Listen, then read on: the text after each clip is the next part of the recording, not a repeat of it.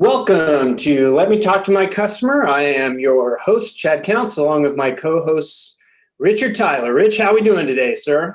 Rocking and rolling. Hair is on point this morning. Thank you very much. It's getting a little AI sculpting in there as well, so that's always fun to see, right? Some progressive hairstyling.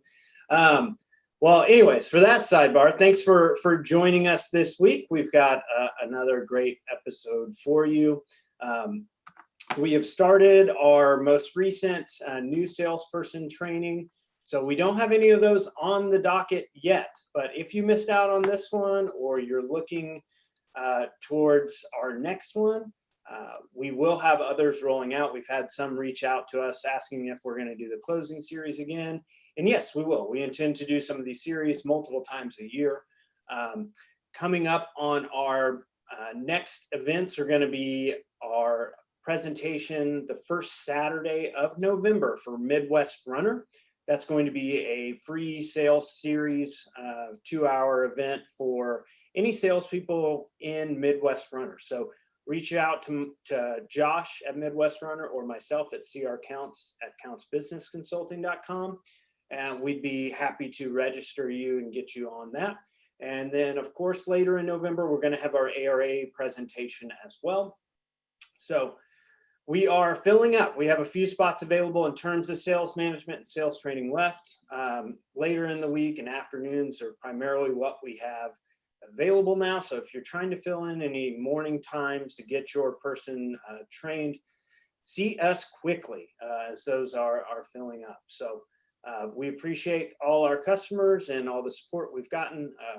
We really are blessed and pleased to be working with so many great companies. So if you haven't done so already, check out our services. If you need any referrals or references from the results that we've been able to produce, we're happy to demonstrate those to you and put you in contact with any of our customers as well.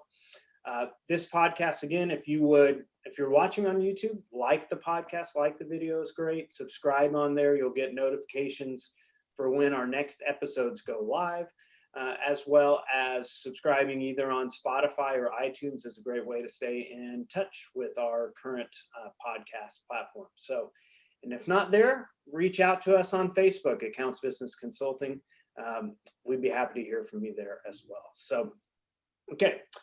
The last few weeks we had covered regaining influence from burnout or from employees that get kind of adrift or lost.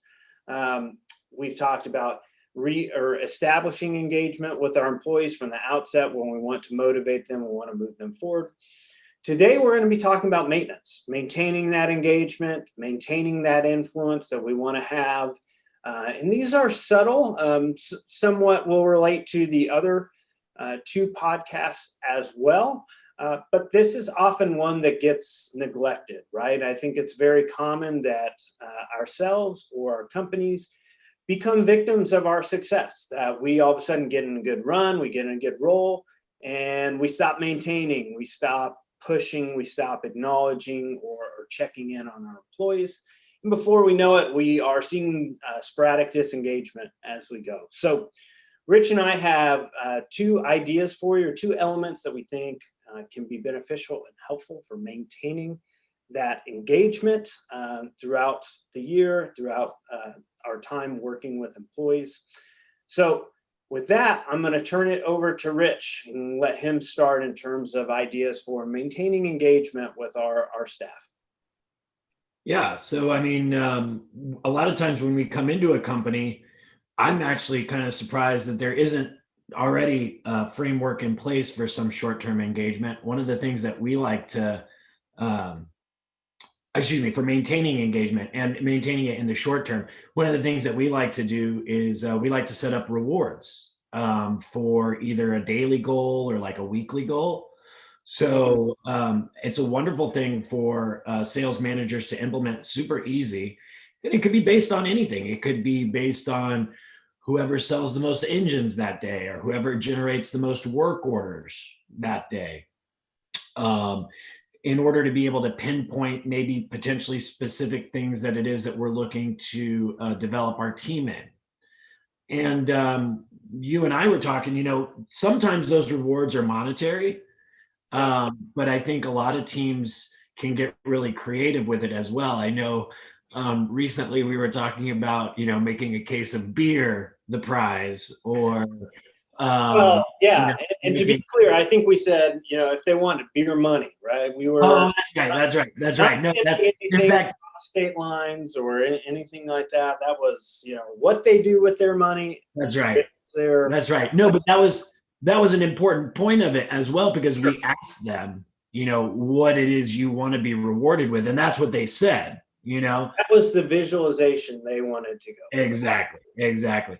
And so, I mean, just that kind of engagement with the team, as far as what do you guys want the reward to be, or what do you guys think that we need to be targeting? Just that kind of dialogue as well is really effective in helping to maintain that engagement.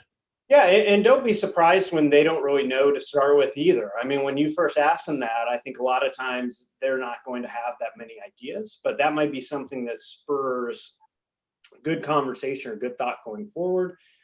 I've done long-term competitions, basically like a summer cup, where it was 3 months cumulative. You tallied results, or you tallied points, from April, May to June, and the reward was a major prize. It was like $1,000 or something like that. So I don't do those very often, but I think that was something that for that company, I think was significant and meaningful there.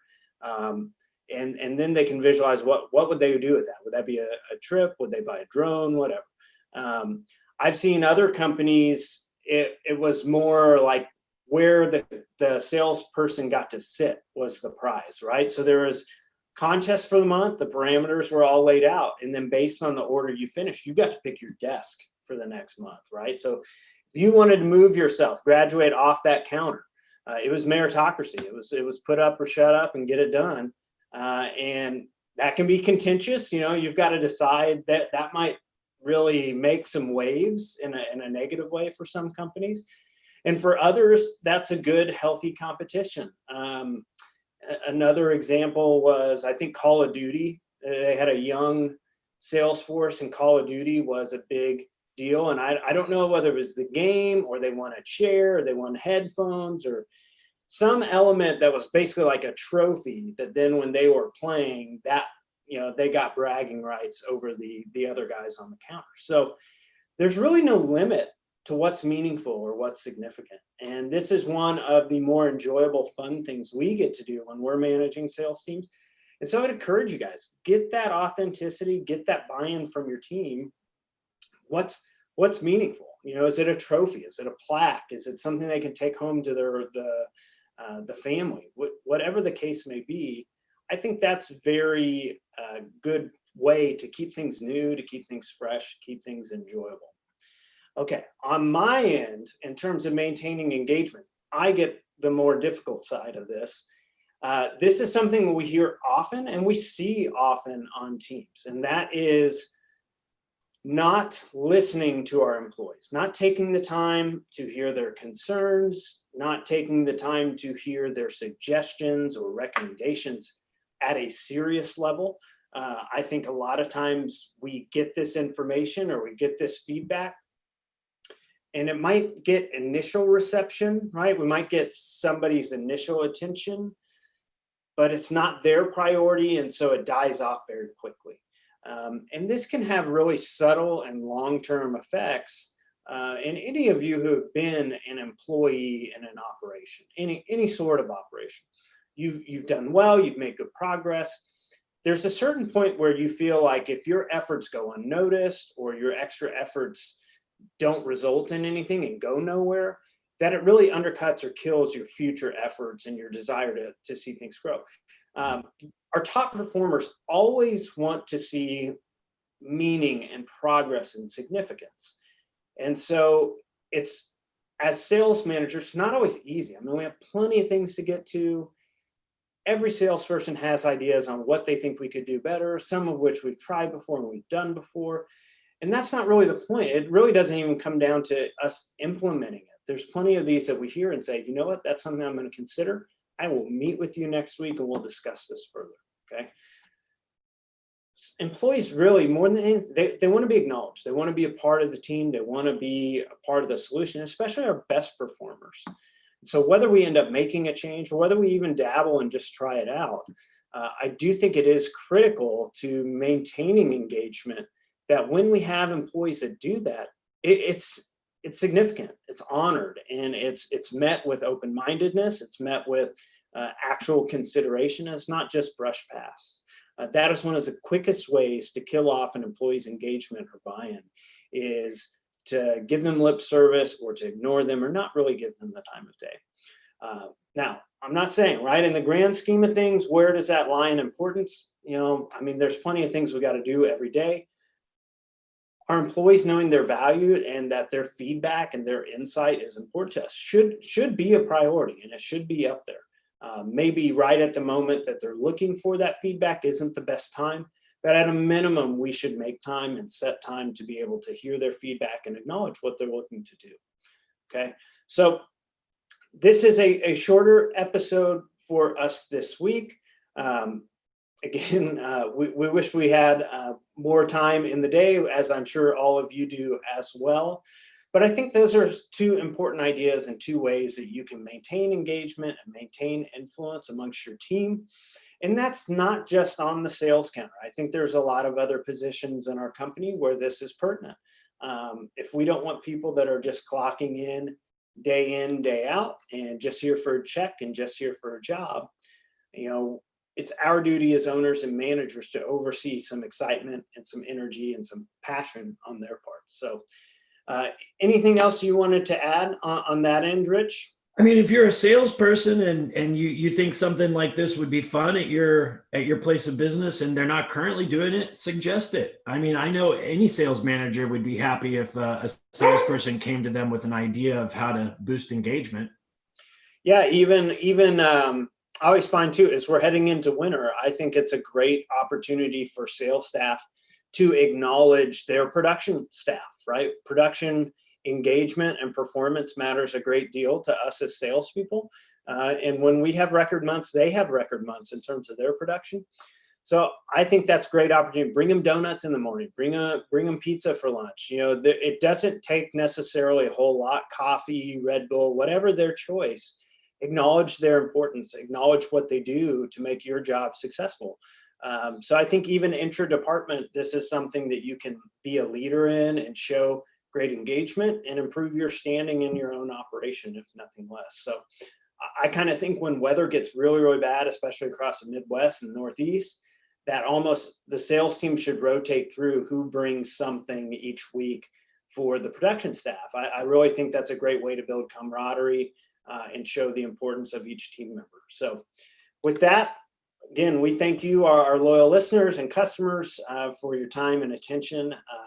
Sad we're not going to get to see you in person at ARA this year, but if you haven't signed up for ARA's online events, we recommend you do so. I just filmed an awesome presentation for you guys, so I want you to be able to enjoy that and see that. And again, reach out to us on Facebook, countsbusinessconsulting.com. Like and subscribe wherever you find the podcast is great for us too. So take care. Wish you guys all the best and hope you have a wonderful